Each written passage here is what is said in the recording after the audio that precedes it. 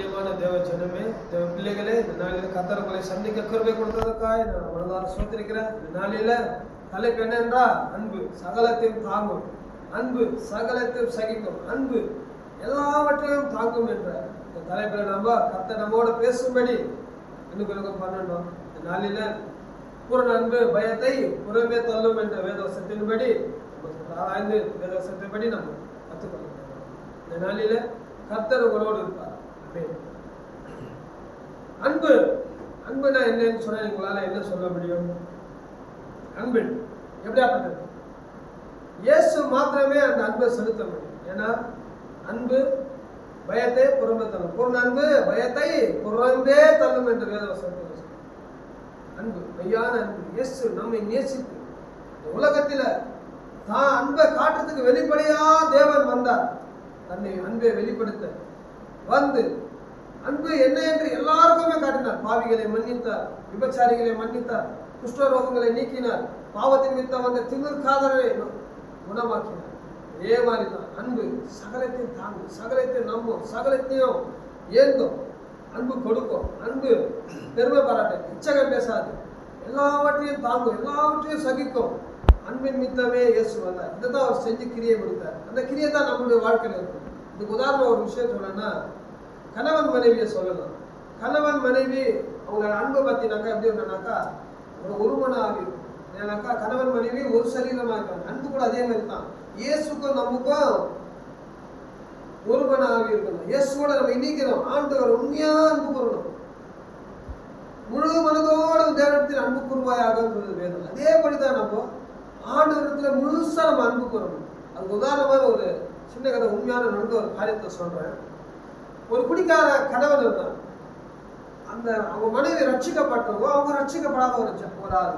அந்த மனுஷன் அந்த மனைவியை எப்ப பார்த்தாலும் இயேசுவின் மித்தம், இயேசுனா பெரிய தெய்வமா, இயேசுனா என்னை இது பண்ணிடுவாரா, அதை பண்ணிடுவா, தகாத வார்த்தைகளை பேசி, தூஷண வார்த்தைகளை பேசி, இன்னும் எப்ப பார்த்தாலும் இயேசு இயேசுனா, நான் உனக்கு கணவனா இல்லை இயேசு உனக்கு கணவனா, அப்படியாப்பட்ட வார்த்தைகள் எல்லாம் தவறான வார்த்தைகளை பேசி, நான் சொல்றது சபைக்கே போகக்கூடாது, சபையில போனினா உனக்கு என்ன பிரச்சனை வரும், சபையில நீ போனினா எங்க தாலியை கட்டிடுவேன், தாலியெல்லாம் பறிச்சிடுறா, முடியெல்லாம் குத்து குத்தா அந்த நம்மளுடைய முடிய தலையை பிடிச்சு எடுக்கிற அளவுக்கு நம்ம அழுவாங்க.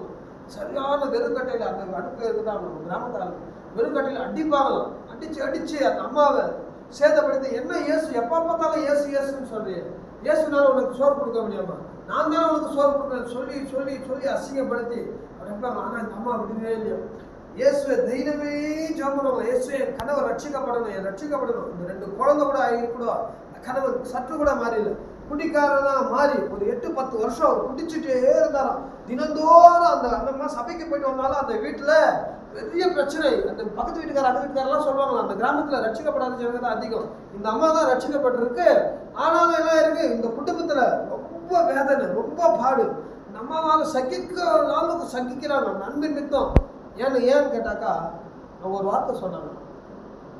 நான் தாலி கட்டுறப்போ அவங்க எங்க கட்டினாங்கன்னா சபையில கட்டினாங்களாம். அவங்க இயேசு கிறிஸ்து முன்னாடி நான் அவருக்கு உடன்படிக்கை பண்ணேன், இன்பத்திலும் துன்பத்திலும் நானும் கூட இருப்பேன் என்று வாக்கு பண்ணிட்டேன். நிறைய பேர் கேட்கிறப்ப அந்த அம்மாவுடைய சாட்சி இப்படிதான் சொன்னாங்களாம். அதே மித்தம் அப்ப கூட அந்த கணவன் திருந்தாத அந்த அம்மாவை வேறும் துன்புறுத்திட்டு நாள் அடைவில் ஒரு 8-10 வருஷம் ஆகி அந்த அம்மாவுடைய நாட்கள் பார்த்தீங்கன்னா வியாதிப்பட்டாங்க. என்ன ஆயிடுச்சு, வியாதி வந்துடுச்சு.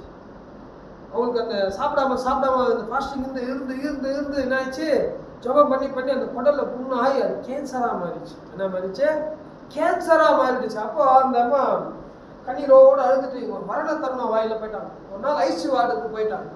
கவர்மெண்ட் ஹாஸ்பிட்டல்ல ஐசி வார்டுக்கு போறப்போ அங்க என்ன ஆச்சுனாக்கா, இந்த கணவன் டெய்லி வருது, ஏய் என்ன ஐடிங் பண்றியா, ஏச்சது அப்படிங்கிறதெல்லாம் சொல்லி திட்டுறது டாக்டருக்கு. எதுக்கும் அந்த டாக்டருக்கு கோவம் வந்துட்டு நர்ஸுக்கெல்லாம், இவன் மேல ஒரு கம்ப்ளைண்ட் நீ எழுதி கொடுமா, நான் இவனை ஜெயிலில் போட்டு தூக்கு தண்டனை வாங்கி கொடுத்துறேன் அவனுக்கு. அவ்வளோ ஒரு கோபமா அந்த டாக்டர் அவர்கிட்ட பார்த்து பேசுறப்போ, ஏமா இவ்வளோ இந்த மாதிரி ஒரு கொடூரமான கணவன் இருந்தா என்ன, செத்தா என்னம்மா, நீ ஏமா அவரை பார்க்கணும்னு ஆசைப்படுற, நீ அவரை விட்டுடுமா, நீ ஒரே ஒரு ஸ்டேட்மெண்ட் ஒட்டி கூட அவனை தூக்கி ஜெயிலில் போட்டுறேன்னு டாக்டரெல்லாம் சொல்றாங்க.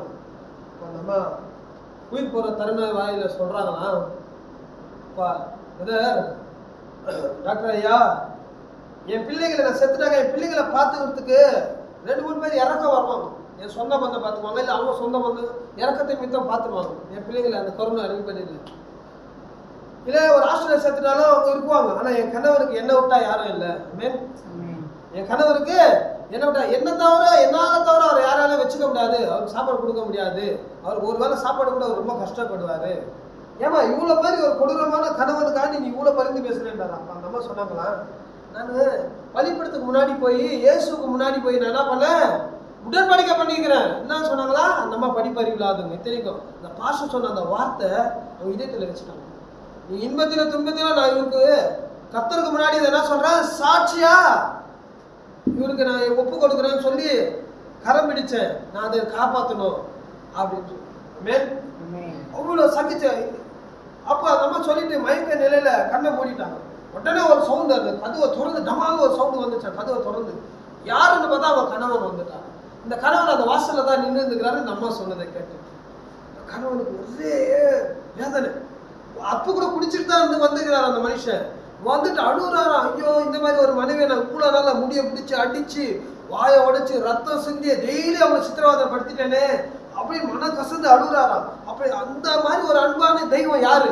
இந்த என் மனைவி என்னைய விட நேசிக்கிற ஒரு கடவுள் யாருன்னு சொல்லிட்டு முட்டி போட்டார். முட்டி போட்டு, இயேசுவே இவ்வளோ நாள் தெய்வம்னு எனக்கு தெரிஞ்சோம். நான் என் பொண்டாட்டி சொன்னா, அந்த பாஸ்டருங்க வராங்க வீட்டுக்கு வரப்ப அந்த பாஸ்டர்களெல்லாம் அவமதிச்சிருக்கிறேன், அவங்கள பார்த்தாலே எனக்கு எரிச்சலா இருக்கும். இந்த மாதிரி பாவத்தெல்லாம் அவங்களை துன்புறுத்தினேன் ஆண்டவரை, என் மனைவியை துன்புறுத்தின ஆண்டவரை.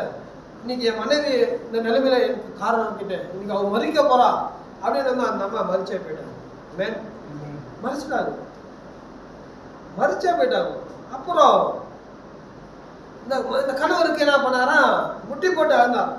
ஆண்டவரே இந்த ஒரு விஷயம் எனக்கு டைம் கொடுங்க, இந்த ஒரு சான்ஸ் என் மனைவி உயிரோட பண்ணிடுங்க, அதுக்கப்புறம் நான் உங்களுக்கு உண்மையா இருப்பேன் அப்படின்ட்டு கண்ணை திறந்து அழுந்தாராம். ஒரு வெளிச்சம் அவர் கண் முன்னாடி வந்துச்சு, பெரிய வெளிச்சம். அவர் அதிசயமா சூரியனை காட்டிலும் ஒரு பிரகாசமான வெளிச்சம்